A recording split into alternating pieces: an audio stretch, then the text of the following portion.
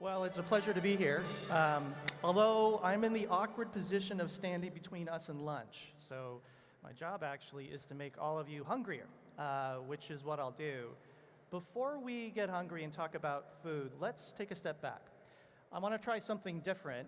When you do these a few times, you start to realize that if you do it too many times, you're not very compelling. So let's try something I've never done. Let's tell a story. So imagine 7 years ago, a scientist. This one happened to be at Stanford in the School of Medicine. He was a biochemist, and he was getting increasingly worried. And by the way, I just realized that I'm going to need a clicker. So before I click ahead, or you can click for me, the story is Pat began worried about the thing you're now seeing on the screen, which is he realized that the greatest problem we face could be the fact that right now, roughly 30% of the ice-free land is used for animal farming.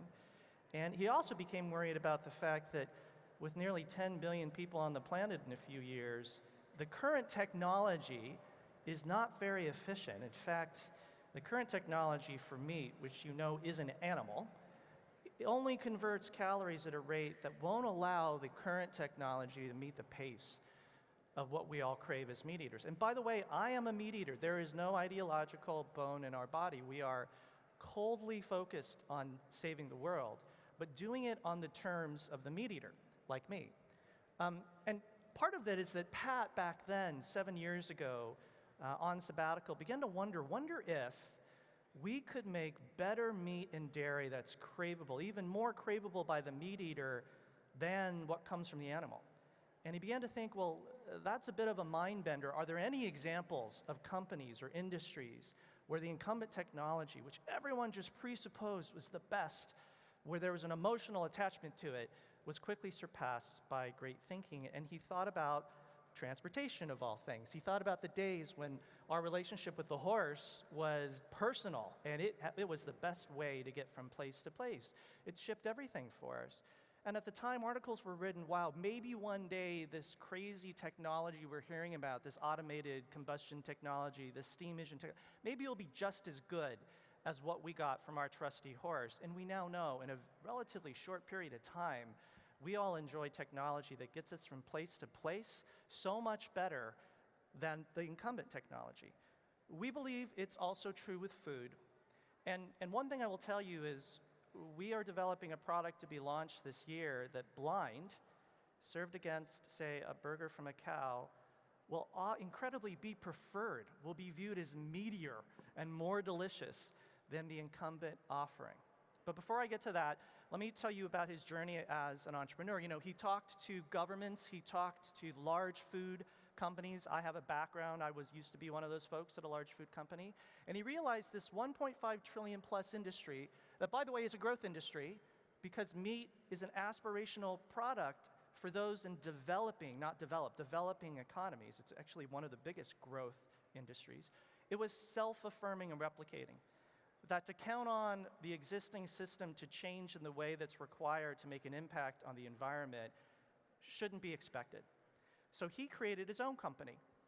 And we have a very simple goal at Impossible. Our goal is to bet on the consumer. We want meat eaters globally to happily prefer our plant-based vegan products because they think it's just better. We don't want to pretend or browbeat anyone about the choices they make.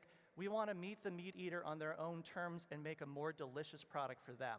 And I can tell from how quiet the room is, you guys are all dubious, but for those of you who are from Portland, you can now try it in 20 or so restaurants in Oregon, 12 of which are here. So go prove me wrong or right. What he also did is, you know, this was 7 years ago. For the first 4 years, all he did was quietly work on technology. I remember at Del Monte Foods, we had a large group of 250 scientists, and we were asking ourselves questions like, how do we make the shelf life that much longer? How do we make it brighter and more colorful? Pat asked questions with the best scientists in the world, like, what makes meat transform, raw to cooked? What makes meat craveable? He broke down the basics of meat in all dimensions, and one of the examples we like to talk about is this thing called heme, H-E-M-E. Turns out that heme is the only thing in the world that when you cook it, with a bunch of protein and starches and sugars creates the natural thousands, if not millions, of different components of flavor and taste for a meat eater. You can't synthesize this in a lab. You can't add beet juice with quinoa and beans and make a credible alternative to meat. You gotta have heme. Bottom line, you have to have heme not just for beef that tastes like beef, you need it for chicken that tastes like chicken, you need it for fish that tastes like fish. Well, we found it in a plant. We found out, actually, that heme, which is very abundant in the blood of animals in meat, is actually also present in all living things. In fact, all of us have been eating heme in the meat that we eat, in the plants that we eat. It's in every living thing.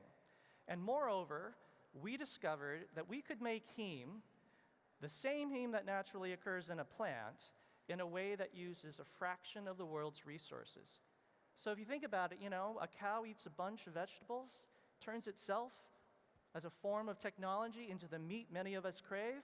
Well, we just bypassed the cow and went straight to the natural source of heme and turned it into a powerful way to deliver authentic, craveable, meaty meat, though entirely made out of plants. Okay, so let's talk about this first product. We call it a proof of concept because we believe our global mission is not to make burger lovers everywhere rejoice, but to make meat eaters and dairy drinkers and eaters everywhere rejoice. But we set a bar that was very high. We said, let's launch in the US with an icon. Let's launch with a hamburger. And more importantly, we said, let's launch knowing that one day we will be so large that we have to have a cost structure, a supply chain, an ability 50, 100 years from now to be accessible, affordable, and plentiful. So we chose not to be local and precious and organic. We chose to be relevant for the world one day at an extremely affordable cost. And so as a result, we looked through all the materials in the world over the last 7 years and found 4 major natural ingredients. These are not synthesized. These are found in nature. And while I could describe all of them to you, it's much better for you to watch a video. In general, that's true. Why don't we roll it?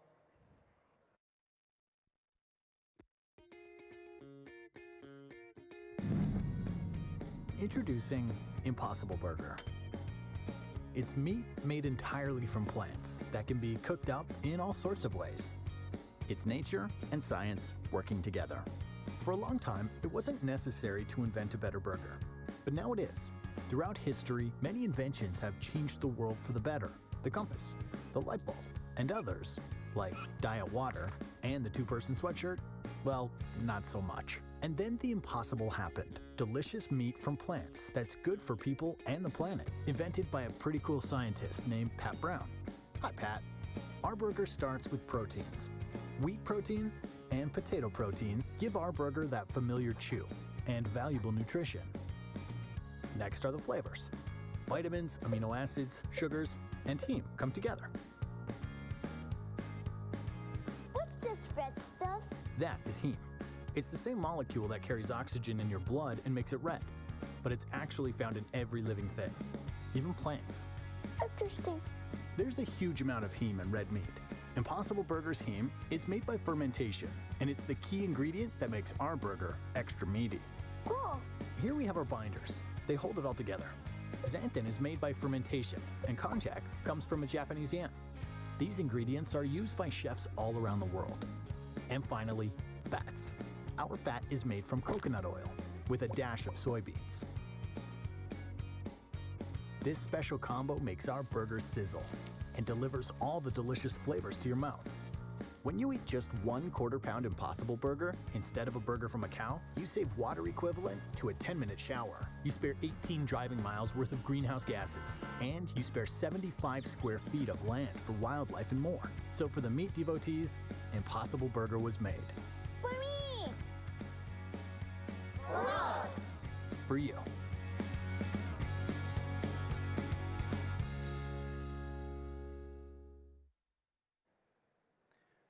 So I understand some of us are going to try it here today, but all of you who live in Portland can try it after today. Let me talk to you a little bit about not the product, because while what we've done with the technology we like to think is super important, it's irrelevant if we can't get a consumer to try it. And so we thought about 3 years ago about these benefits, right? That every burger you eat uses a fraction, 95% less land, a quarter of the water. You see the stats.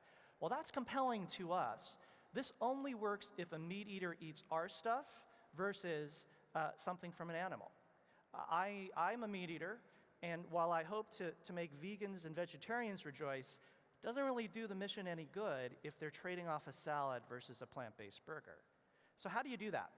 How do you take a crazy-sounding company called Impossible with a technology no one has seen before and get to the 1,000 locations we're at today, launching globally soon? Well, the first thing is you have to understand that to target the meat eater, you have to borrow somebody else's credibility. We took every scrap of our products back in the day. This is about 3 years ago, right as I joined and a number of business folk joined. And we said, let's go to 400 meat eaters. Let's have them try the burger against a control group of people who ate a burger from a cow. Let's simulate whether they bought it in a retail setting at a grocery store or in a restaurant. Let's understand what actually matters to them. And we discovered that the largest influence target for food in the US is the millennial, and the largest consumer of ground meat is incredibly the millennial. So here your influence target and your consumption target are the same. And as we all know, mass media and push advertising and marketing doesn't work with this target. What works is a credible friend telling them on social media about something new in a viral social setting. So in order to achieve that, we went to the best chefs in the world. I remember meeting Chef David Chang at Momofuku in New York. It was incredibly intimidating. I was in his kitchen, and we were awkwardly deciding who was going to make the first move. You know, do I cook in his kitchen? He's a Michelin-starred chef. Or is he going to volunteer? And finally, he grabbed the product, tried it, couldn't help himself, posted to Instagram, and the dam broke. So you see the celebrity chefs we began with. Their credibility is certainly more than ours. And these are people who are known for great meat, not great vegan fare. These are people who are known for taking the best food in the world and transforming it into something better. But while we started in fine dining, it was only to create a consumer movement. It was only to establish the credibility for free so that we could follow on with being accessible elsewhere. And you know, this is a very risky strategy, but we burnt the candle at both ends.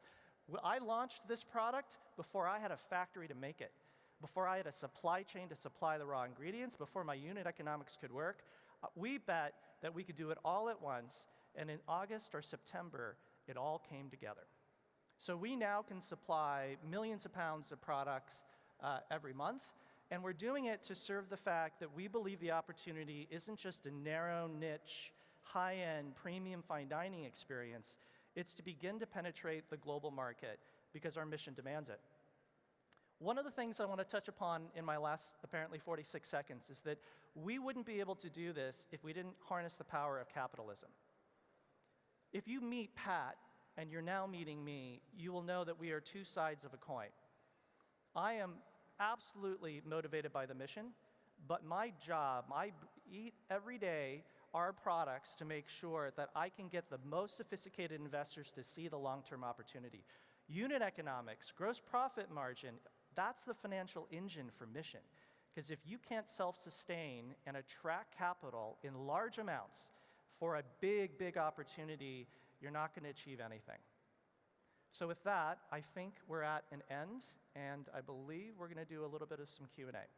But in terms of food disruption, what I find most fascinating about this company is your target audience. And I know you said we're going after the meat eaters.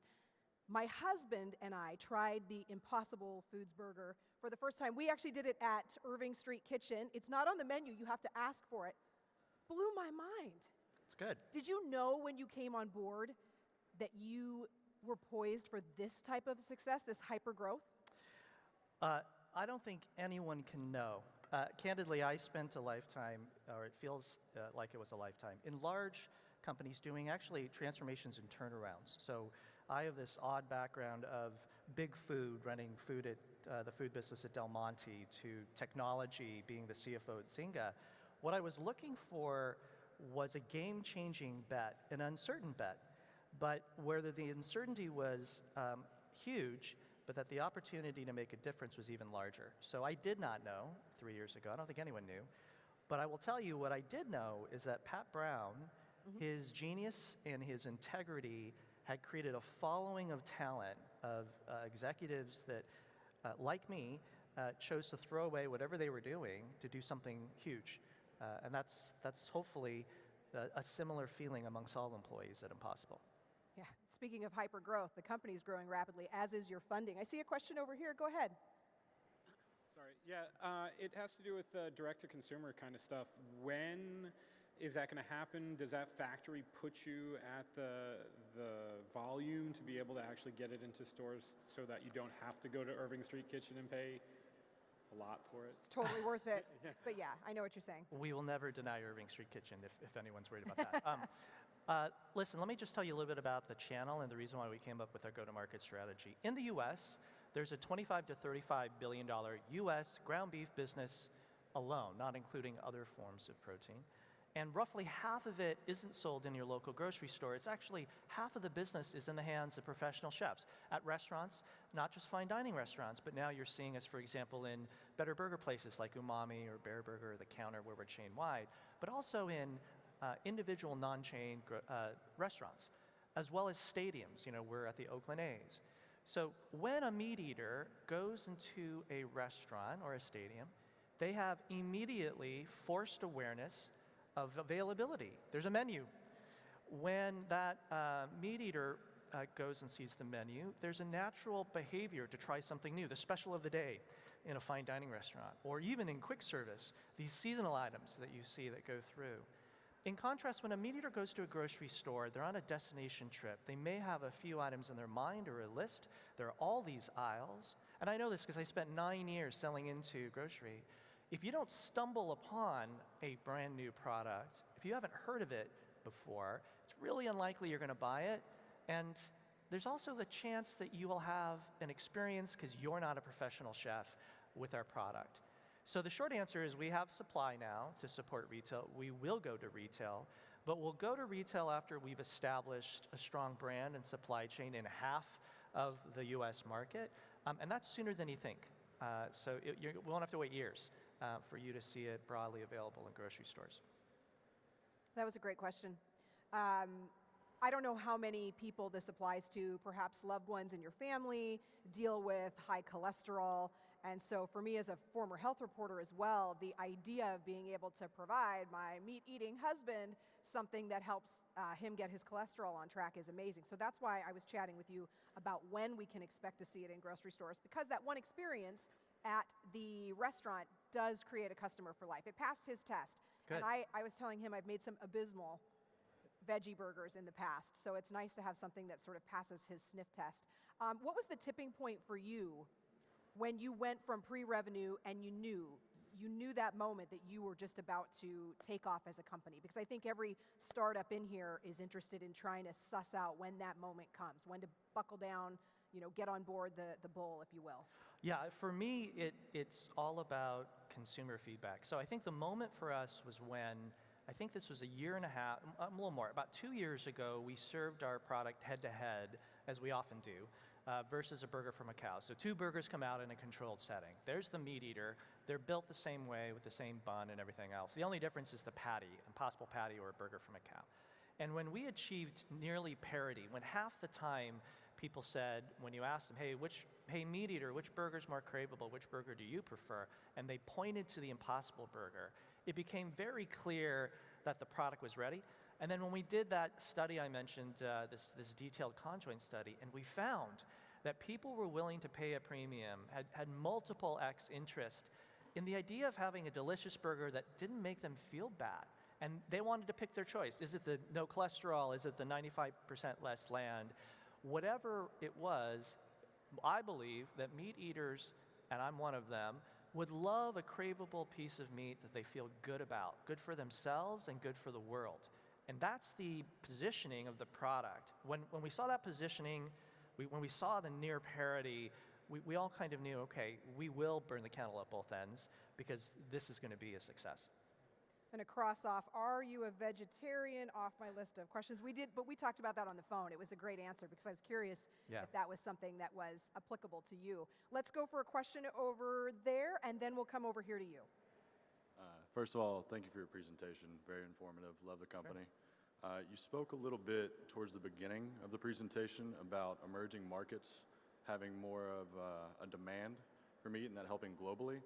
Does your company have any intention of moving internationally with the product? And what effect do you see that having on those markets that might not have the gross domestic product that we have?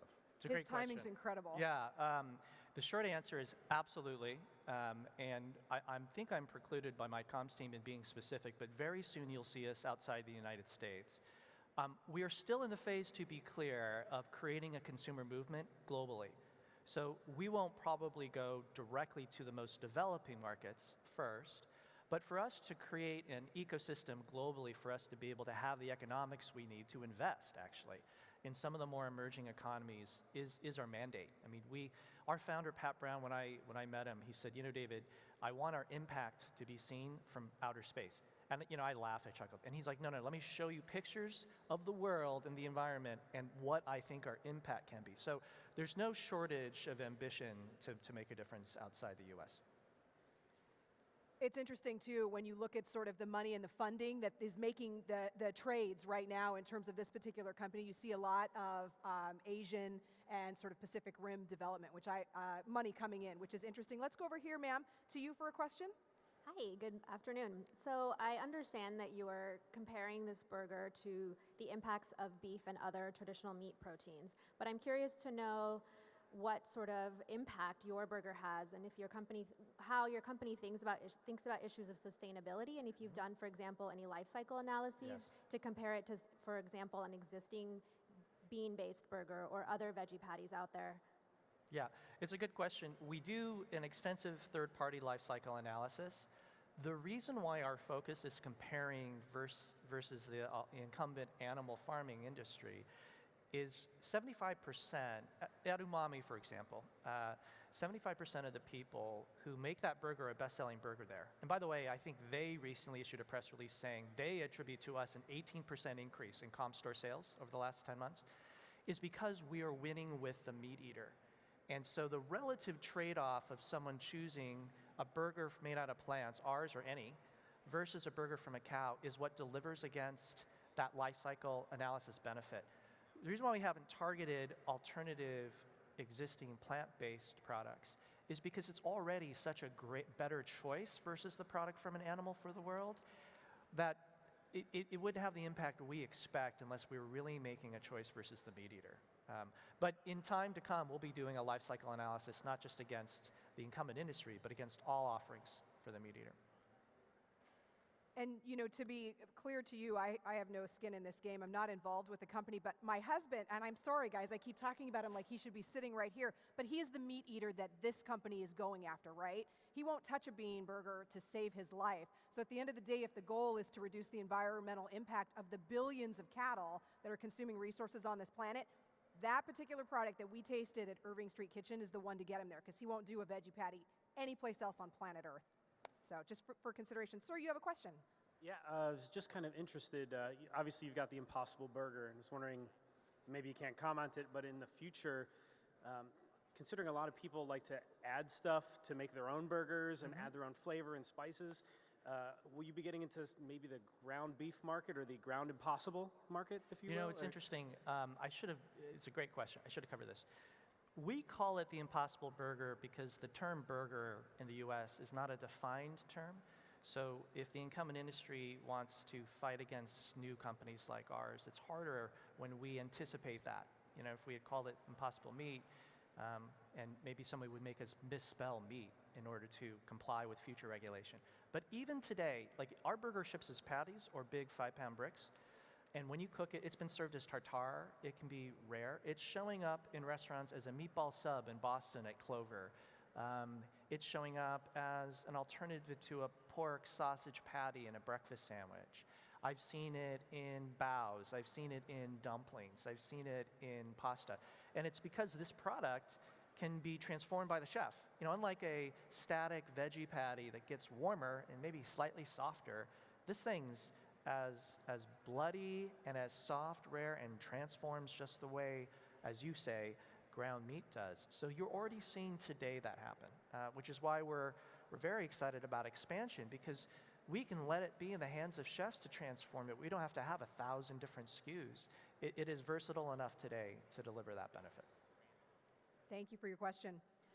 One of the things I want to ask you, you have your business history, you know, with Best Buy, with Del Monte, sort of big, well-established brands. Can you offer any advice to any of the startups here in this audience about how to get your product in front of investors? Your investor portfolio is really impressive. And for anyone even like myself who's working with startups, funding is everything. And I'm watching $114 million roll in for you guys just 2 days ago. What's the nugget? What have you learned to help other startups get there? Well, I think, and this is going to sound odd, but my background at these large companies were always companies that were in desperate need of a transformation of a turnaround. And the pace of a turnaround is when you are taking every cent of expense, seeking to minimize it so you can plow it in the case of a consumer turnaround, something that can grow to replace the business that's suffering. In a startup, you're growing something de novo. You don't have angry employees, you don't have cynical investors, you have a blank sheet of paper, but the headset of we are going to minimize every single cent of incremental expense outside of what is absolutely core for my startup to be successful. I would encourage entrepreneurs to understand how investors see what's important, not to be mercenary and to throw your mission away, but to be realistic. I would encourage entrepreneurs to understand if they make the next round, but then 10 years from now, who will take out that round? Like, what is the evolution of the business model to get your funding, and then compromise to make sure that you're not sacrificing your mission, but in that order. I oftentimes talk to entrepreneurs who have an internal notion of this is what I will be, and the mindset is I have hubris and I am disruptive, so I will not talk to incumbent industry, I will not talk to larger scale investors, I'm going to prove everybody wrong. That's fine, but you better understand what's in their head at the outset. Otherwise, you're just betting on your dream without understanding how others need to participate in it. David Lee, everyone with Impossible Foods, please a round of applause. Thank you, Thank sir. you.